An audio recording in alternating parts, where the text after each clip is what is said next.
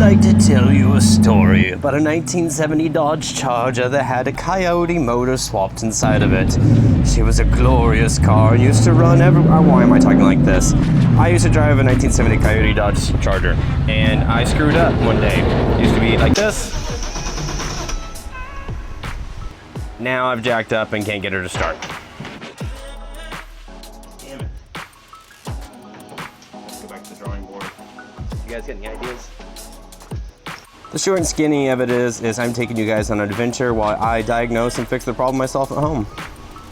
Welcome back to a new edition of What Happened Here?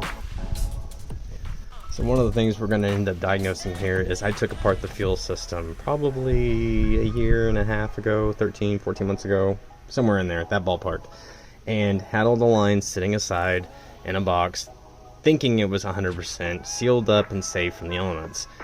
Dirt daubers. Dirt daubers are a pain in the ass when you live in the country. So I've hooked up the fuel system, everything ready to go, charge the battery, put new fuel in it, cleaners, blah, blah, blah. Go to start it up, crank, crank, crank. It's acting like it's not getting fuel.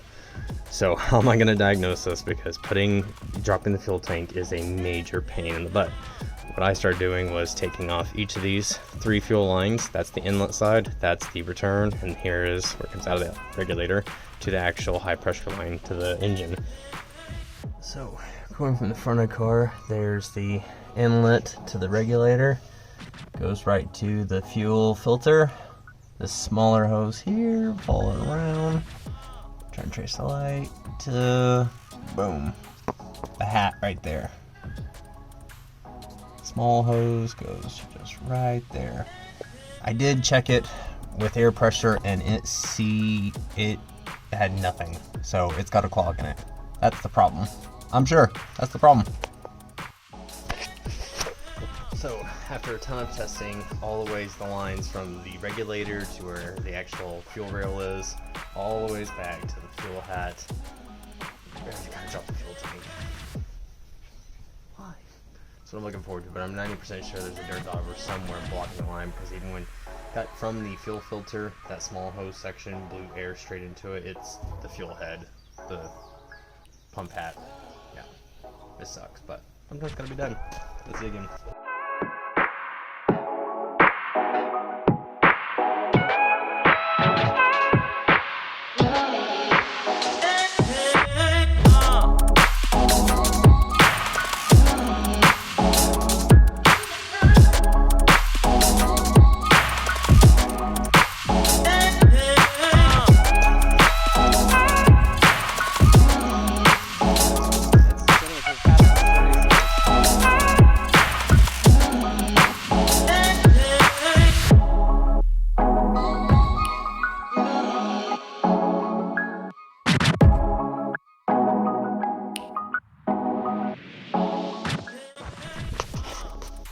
So it's a couple days later now that we've done the entire fuel system, taken it off front to back. We have completely determined there's no blockages. I'm 99% sure, but I already said that last couple segments, that it's going to be the regulator. Otherwise, I mean, as you can see clearly, the fuel pump was able to, with extreme force, be able to shoot out. So it had no obstructions.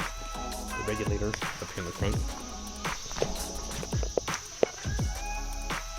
could actually be the problem, and if that's what it is, it could be that basically once it's sensing pressure back here in the tank, it shuts off, so it could be getting a massive amount of air resistance. So what I'm going to do is hook it all up and turn on the fuel system and open up the regulator, so we'll have to reset the PSI on it afterwards once it starts, but it should work out. Remember, 55 PSI for Coyote, that's what it likes for fuel pressure. But let's go ahead and get it loaded up and started.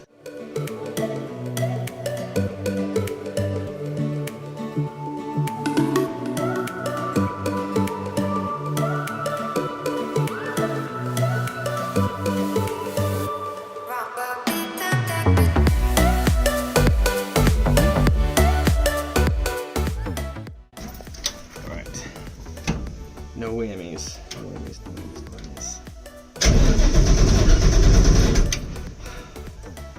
Fuel pump. Dang it. Okay, so we're still having some electrical issues with it, and that's a big bummer. because I actually have a couple of YouTubers that have reached out to me who want to collaborate on a video, which is great. And I even have a potential sponsorship that's wanting to put a product on the channel. So I kind of need to get this done.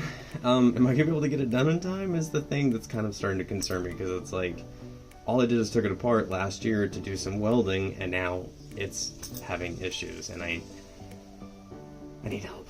I'm having a difficult time figuring this out, but we'll see in the next video. Hopefully I'll be able to get it figured out this week. If not, I mean, stay tuned. Drop some suggestions down below. I'd love to hear what you guys think I should check. I've checked the relay, I've checked the fuses, and the only thing I can do now is electrical testing, make sure we're getting 12 volts to the pump when the key's forward. But I need help, guys. Sound off down below. Thank you guys for watching.